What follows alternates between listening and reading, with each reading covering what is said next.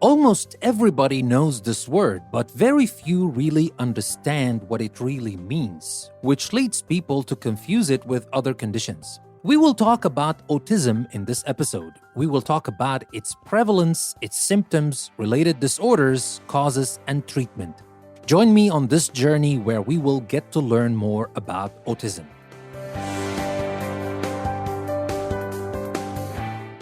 Today we will talk about autism. For a long time, that has been a mystery, and even now, a lot of people have heard of autism, but most of our ideas are based on what we see on TV and especially the way autism is represented in movies, which might not always be correct. It might just talk about one aspect of autism, but not about all aspects of autism, not about the way we should know what autism is. So, without further ado, let's start talking about autism, and let's start by introducing this disorder. Now, autism is a disorder that affects the social, emotional, and behavioral development of children. Autism is marked by serious difficulties in interacting and communicating with other people. Other symptoms may include constantly repeating certain actions or behaviors or having intense interests restricted to only particular things or topics. Symptoms of autism usually appear before the age of 3 and can last the rest of a person's lifetime. Autism is at least 4 times more common in boys than in girls. The term autism comes from Greek auto, means self, and refers to an abnormal withdrawal from the world outside oneself. The American psychiatrist Leo Kanner first described the disorder in 1943. Autism was originally thought to be a form of schizophrenia, but it has been recognized since the 1960s as a distinct developmental disorder that is not a psychosis. Modern researchers now identify a wide spectrum of autism symptoms that may occur in different combinations or with different severities in children. The causes of autism remain a major area of research and of controversy. Studies indicate that autism is often associated with abnormalities in the functioning of the brain and that the disorder may have a genetic basis in most cases. Raising a child with autism can present special challenges for a family. There is no cure for autism, but some treatments and therapies can lessen the symptoms. Some persons with autism may need special care throughout their lives, while others may learn to function independently in society. Now let's talk about how prevalent that is in society. The number of children diagnosed with autism has increased since the 1990s. Until the mid-1990s, autism was estimated to occur in 1 in 3,000 children. More recent estimates suggest that autism occurs in approximately 1 in 500 children and that 1 in 150 children may be on the autism spectrum with 1 or more symptoms. An estimated 560,000 children in the United States may have autism spectrum disorders. Possible reasons why more cases of autism are being reported include dramatically improved and standardized methods for diagnosing autism, along with increased awareness of autism, first among the medical community and then in the media. Children and adults with less severe symptoms are more likely to be diagnosed with autism today than they were 20 or 30 years ago. On the other hand, some researchers believe that the greater number of autism diagnoses represents a true increase in the incidence of the disorder and points to some environmental factors that may have changed over the same period of time. Although no scientific data currently support a connection with autism, possible environmental factors proposed include toxic chemicals, vaccines, pollutants, food products, and parental exposure to certain drugs or infectious agents.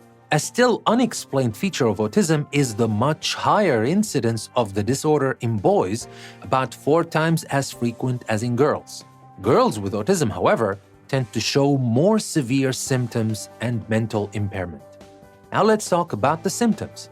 The diagnosis of autism, officially called autistic disorder or AD, is based upon the American Psychiatric Association's definition of 3 symptoms areas. The first, social difficulties; the second, communication difficulties; and the third, restrictive interests or repetitive behaviors. Symptoms from all three of these areas must be present before the age of 3 to make a diagnosis of autism. Most children with autism show developmental delays from the infant or toddler period.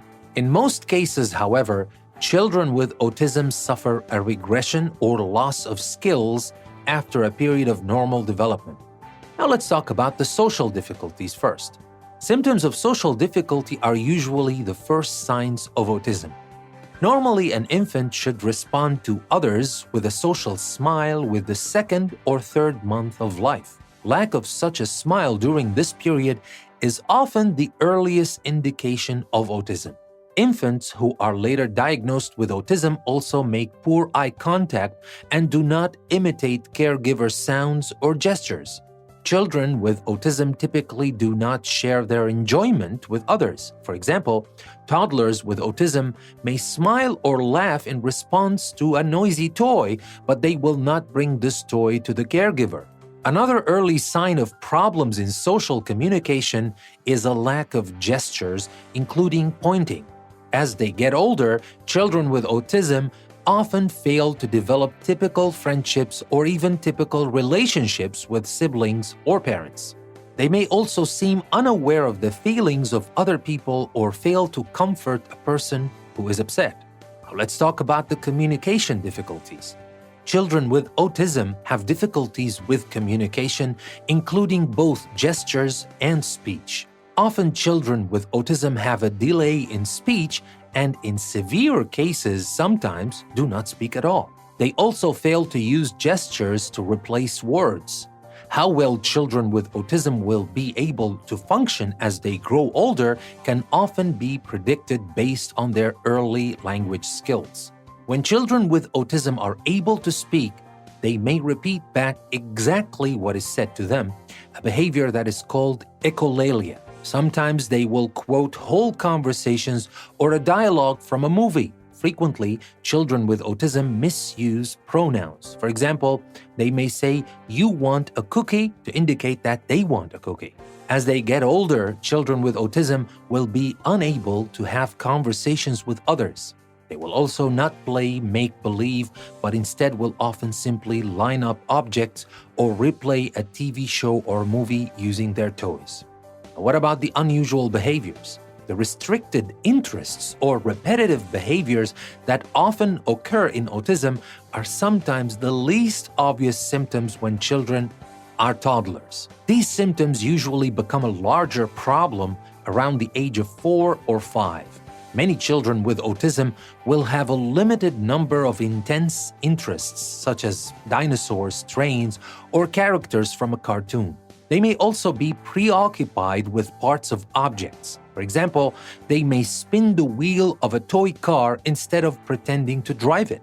Frequently, children with autism will insist on doing things in exactly the same way or on following the same routine from day to day. As a result, they may become very upset in response to a minor change, such as not having their usual breakfast cereal or taking a different route when driving home from school. Children with autism may also repeat body movements such as spinning, rocking, or flapping hands. When upset or excited, they may also harm themselves by skin biting or head banging. They may also show significant aggression toward other people or inanimate objects, or may have episodes of extreme anger or frustration. Now, what about the associated symptoms? Some children with autism show other symptoms that do not contribute to the diagnosis of autism itself. Sensory sensitivity is quite common, especially to some textures, sounds, or smells. For example, many children with autism cannot tolerate the feeling of tags or labels attached to their clothing. Some children may be alarmed by common sounds such as a flushing toilet or falling rain. They may react to ordinary smells such as perfume or discarded food as disgusting or overwhelming. Problems with belly pain, constipation, or diarrhea are frequently reported. These problems may sometimes be due to encopresis, a painful but treatable condition caused by a partial blockage of the large intestine with hard stool. Some reports also suggest an increase in allergies and in problems with the immune system. Now, what about the reported mental retardation and savant skills? Now, prior to the 1990s, 3/4 of children with autism were also diagnosed with mental retardation.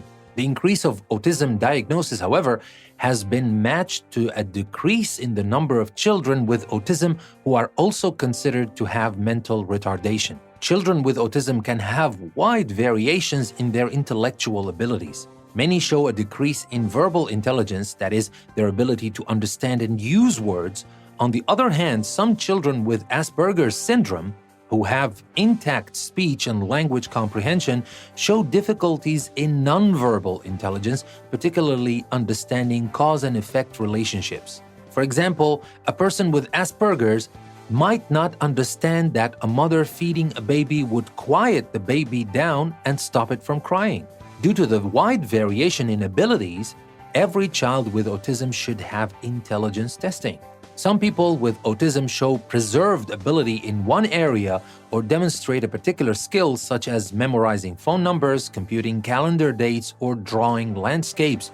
These preserved or enhanced abilities are described as savant skills and are responsible for the conception of the autistic savant as popularized in movies such as Rain Man in 1988.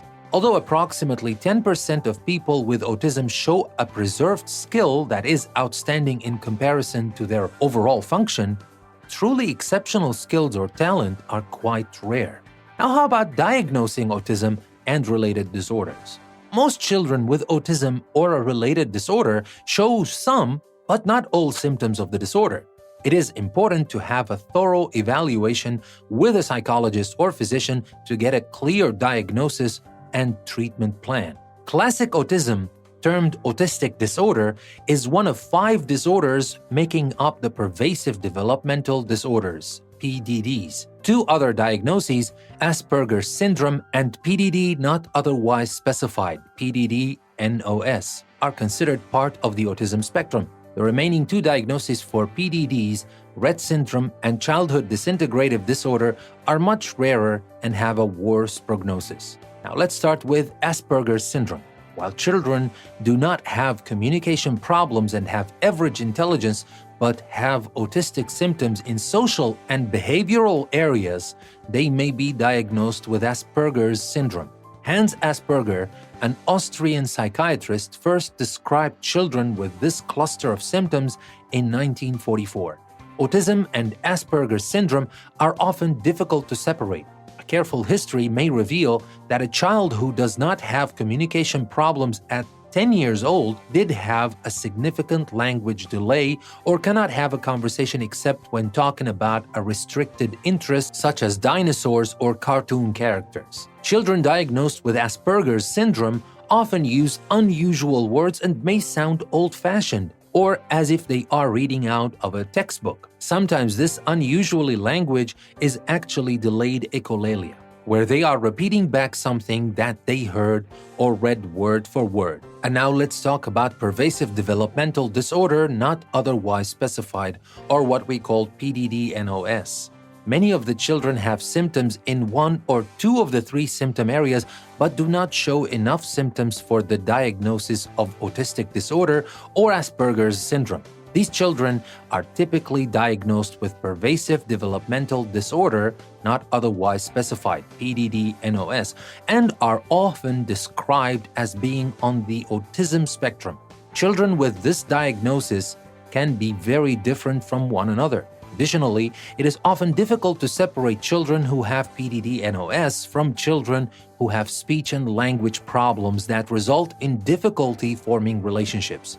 The particular areas of difficulty should be used to shape the goals for each individual child, both at home and at school.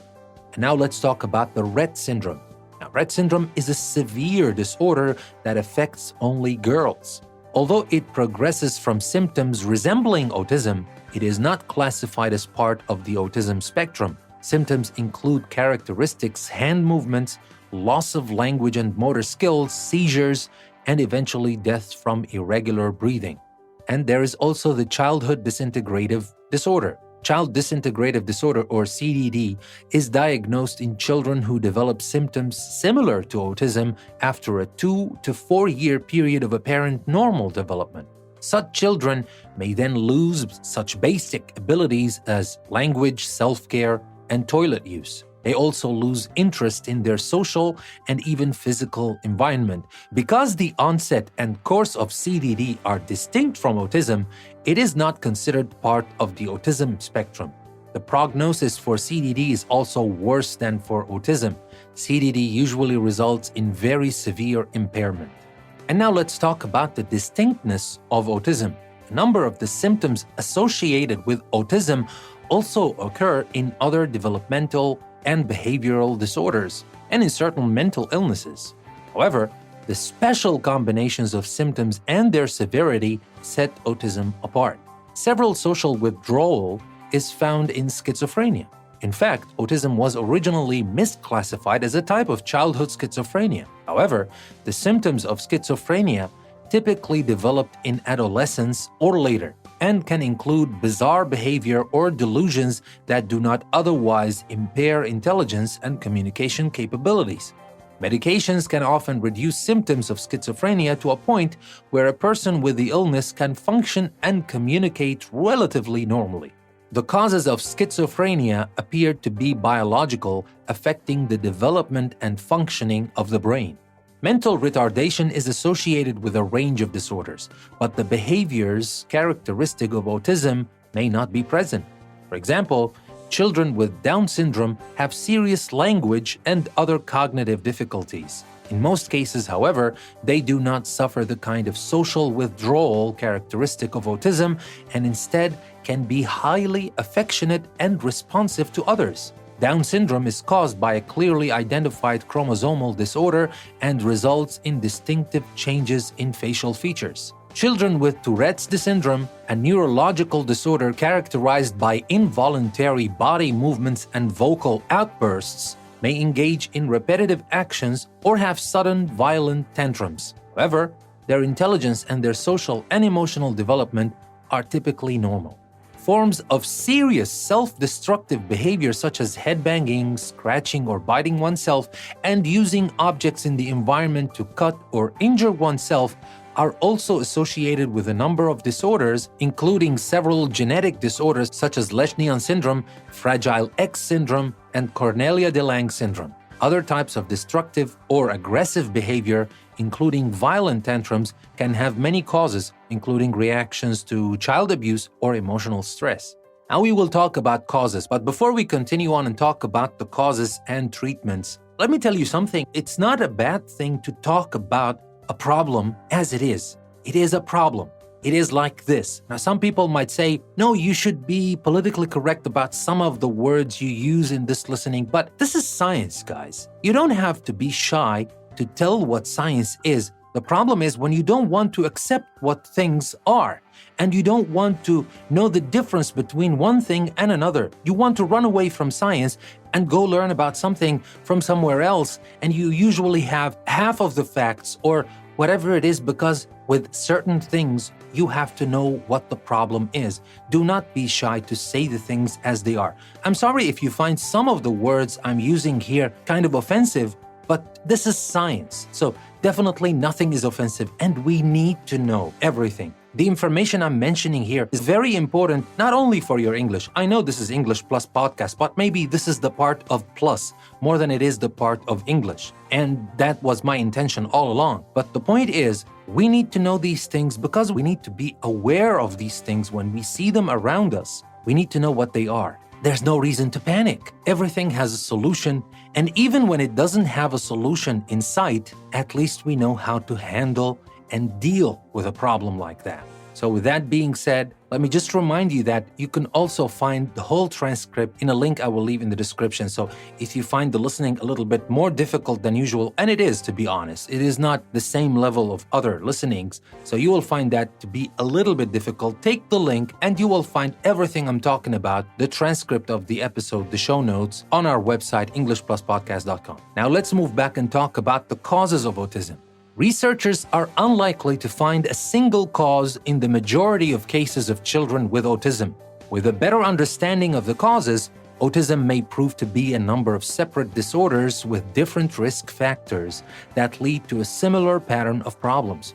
According to current research, most causes of autism almost certainly have a biological basis that involves brain abnormalities and genes. Now let's talk about the early ideas. The term autism was originally proposed in 1911 by the Swiss psychiatrist Eugene Bleuler to describe a common feature of schizophrenia in adults: extreme withdrawal from social contact with others. Schizophrenia is a severe mental illness in which a person is often cut off from reality. The American psychiatrist Leo Kanner used the term autism in its modern sense in 1943 for a disorder found in children, which he termed an extreme autistic aloneness. Kanner and many of his colleagues originally viewed autism as a subtype of schizophrenia and thus a psychosis. Sooner, after Leo Kanner's original description of autism in 1943, the idea arose that autism was caused by a mother's lack of warmth and connection to her infant. The idea appears in Kanner's descriptions of autism, but was expanded by Bruno Bettelheim, an Austrian-born child psychologist who popularized the term refrigerator mother. The idea of bad parenting causing autism was not only damaging to countless families, but also false. Beginning in the 1960s and the early 1970s, a new view of autism emerged. Scientists recognized autism in children as a disorder distinct from schizophrenia and not a psychosis. Additionally, the likely cause of autism was shifted to neurological abnormalities, not poor parenting. Continuing research has supported these ideas and has provided many important insights into possible biological basis for the disorder. And now we will talk about the genetic causes, and we'll talk about the studies of twins. Studies of identical and fraternal twins have demonstrated that genetic factors are the largest cause of autism. Beginning with a pioneering study of Susan Folstein and Michael Rutter in 1977, these studies found that identical twins share an autism diagnosis much more frequently than fraternal twins. Identical twins have exactly the same DNA, while fraternal twins have only half the same DNA. If one identical twin is diagnosed with autism, the other identical twin will also be diagnosed with autism 60% of the time, and the symptoms of an autism spectrum disorder more than 90% of the time. In comparison, if a fraternal twin is diagnosed with autism, the other twin will have symptoms of an autism spectrum disorder only 10% of the time. These numbers can be used to estimate that genetic risk determines at least 90% of the time whether a child will develop autism. This pattern of genetic risk predicts that variation in more than one gene is necessary to cause risk of autism. This does not rule out environmental causes, but points to the genetics as the primary cause. Additionally, change in the methods of autism diagnosis or in the frequency of autism in the population would lead to a change in the estimate of genetic risk. And now, what about the genetic disorders with autistic symptoms? Several rare genetic disorders that cause developmental problems in multiple organs of the body also include autistic symptoms. Rett syndrome is classified as one of the 5 pervasive developmental disorders, PDDs, along with autism. Rett syndrome is caused by mutations in the MECP2 gene on the X chromosome. It is a severe disorder found only in girls and progresses from symptoms of autism to seizures and eventual death from irregular breathing. Fragile X syndrome affects primarily boys and is caused by a variation in the FMR1 gene on the X chromosome. Affected boys have mental retardation, a long face, large ears, enlarged testes, and often social difficulties and hyperactivity. Smith-Lemli-Opitz syndrome, which results from a defect in the cholesterol pathway, leads to a small head, a distinctive facial appearance, upturned nose and undersized lower jaw, and finger abnormalities, but it also includes autistic symptoms in most children. Many other genetic syndromes include autistic features as part of a larger cluster of developmental abnormalities. A few rare genetic causes of autism have been found that do not lead to problems in other organs. A couple of these rare mutations affect genes such as NLGN4 and SHANK3 that are involved in connecting neurons to each other. Another set of rare genetic variations in the SLC6A4 gene increase the activity of the serotonin transporter protein that pulls serotonin into platelets and neurons, which may explain a portion of the patients with hyperserotonemia. The risk of autism is doubled in children who inherit a common variation of the MET gene, which is important for growth of the cerebellar vermis, a structure connecting the two lobes of the cerebellum in the brain. Several other genes may also increase the risk of autism, but researchers have not yet identified which variations in the genes are responsible. Now, let's talk about brain abnormalities. Many theories have been proposed to explain what goes wrong during brain development to cause autism. Research has centered on a number of factors that may be involved. Serotonin is a neurotransmitter that is produced in the brain. It has a range of functions in the body, including important roles in the central nervous system. It also affects mood, memory, and appetite control.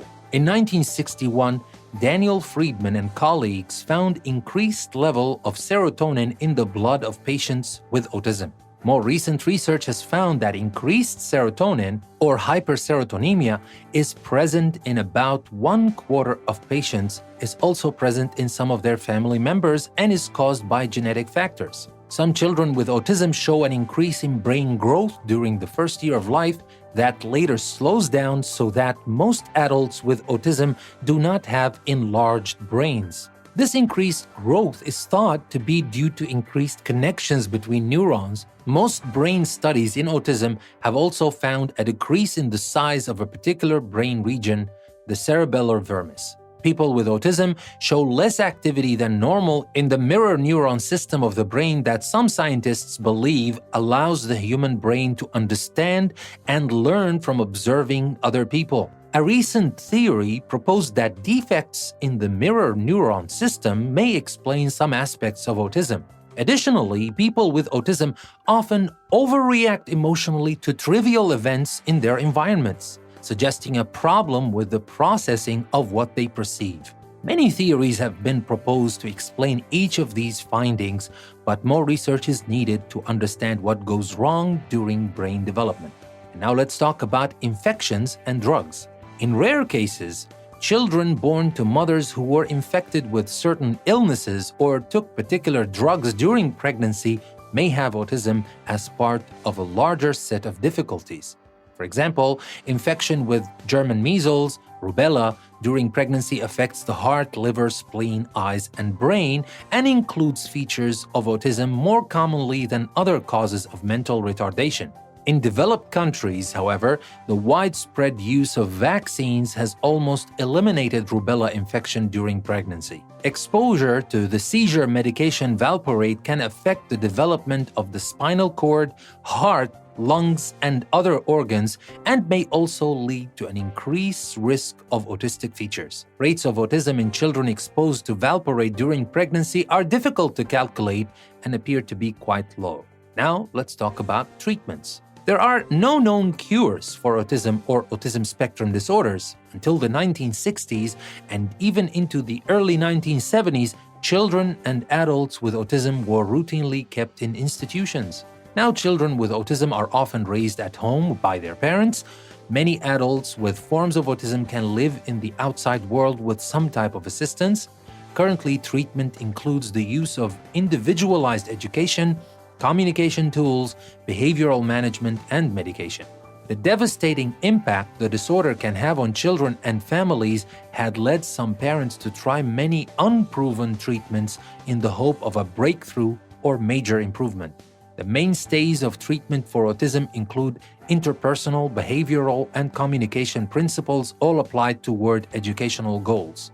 Parents, teachers, and therapists need to work together to help a child gain new skills and abilities. Several approaches are being used to work towards these goals.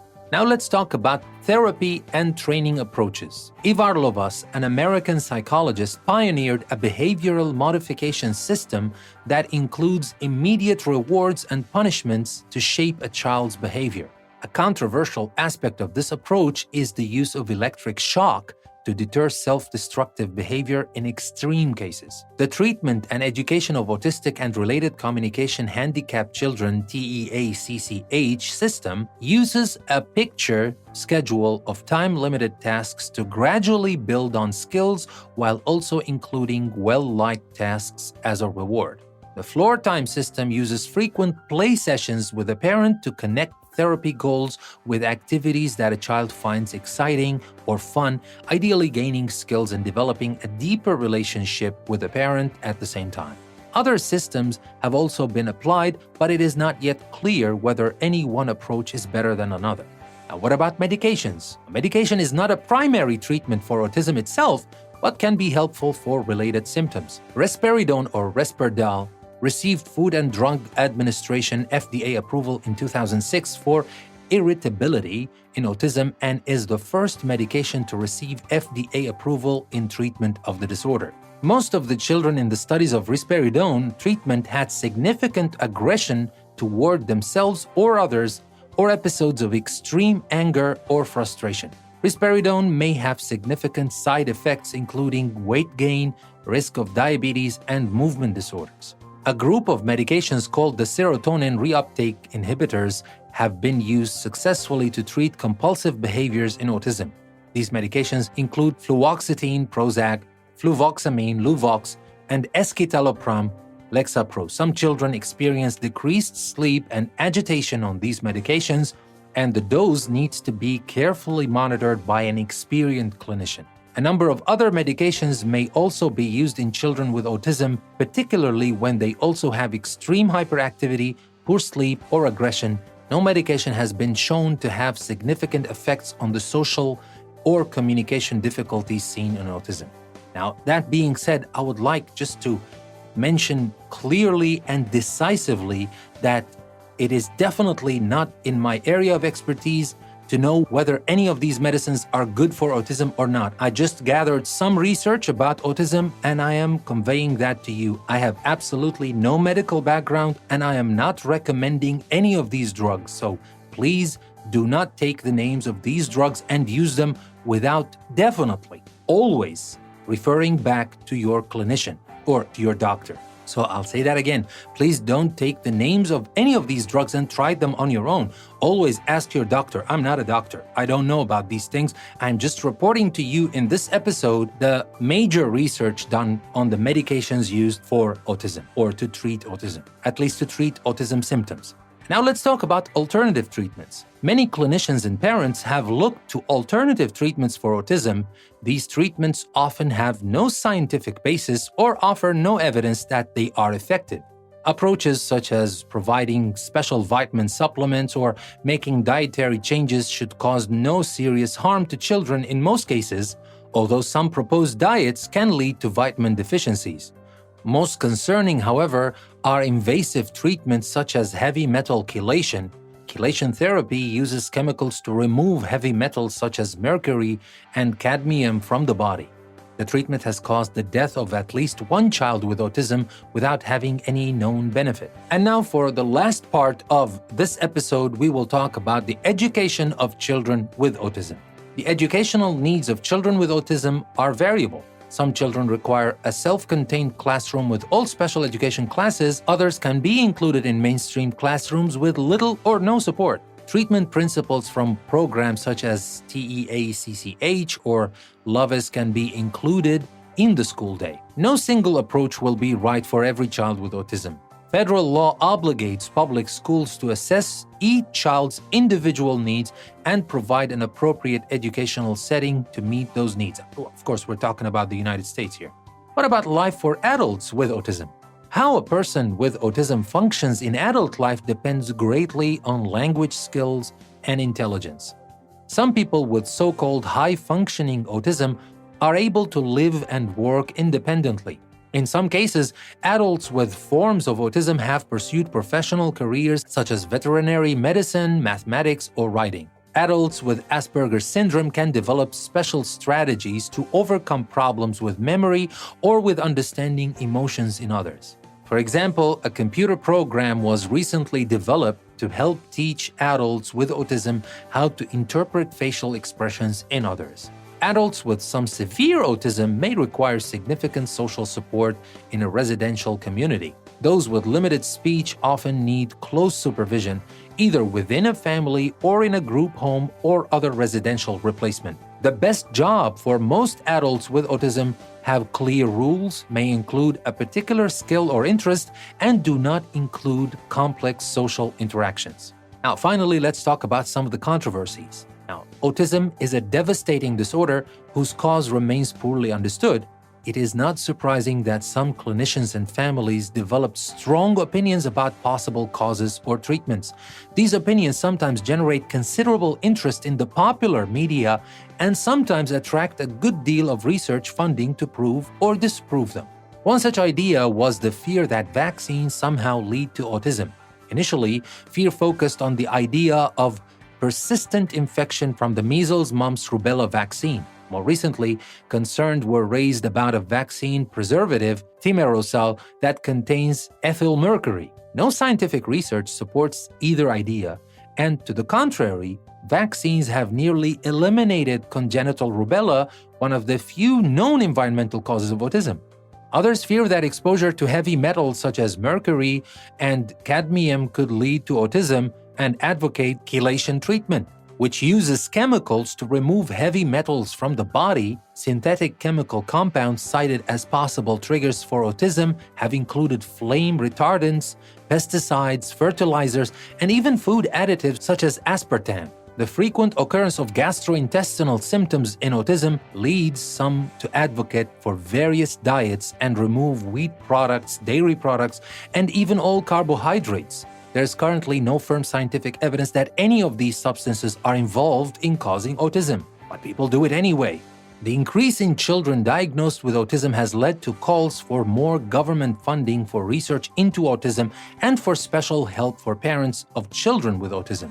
Public schools face major challenges as more children with symptoms of autism or autism spectrum disorders are enrolled. Society will also need to deal with adults who have symptoms of autism that may qualify as disabilities in the workplace or elsewhere. Now, with that being said, that'll be all I wanted to share with you about autism. The point from all this is to get to know these problems. Now, these problems might not be in your family, but might be in a family of someone you love, or might be in your family in the future. And there's nothing wrong about this. It is a problem like any other problem we face. And the first and foremost way to deal with any problem is to understand the problem. Try to understand the problem, and it doesn't matter if we understand or we don't understand the small scientific details. That's not our job. And that's why there are some specialists and some doctors who specialize in the diagnosis and treatment of autism that we should refer to whenever we see symptoms like that. So researching about a subject is very important, of course, but that does not mean that we take matters in our hands and we just think of a solution and we try it without consulting a specialist. But with that being said, I hope that you learned something useful and I hope that you liked what we talked about today. Don't forget that you can find a lot more on our website, EnglishPlusPodcast.com. With that being said, this is your host, Danny. I would like to thank you very much for listening. I'll see you next time.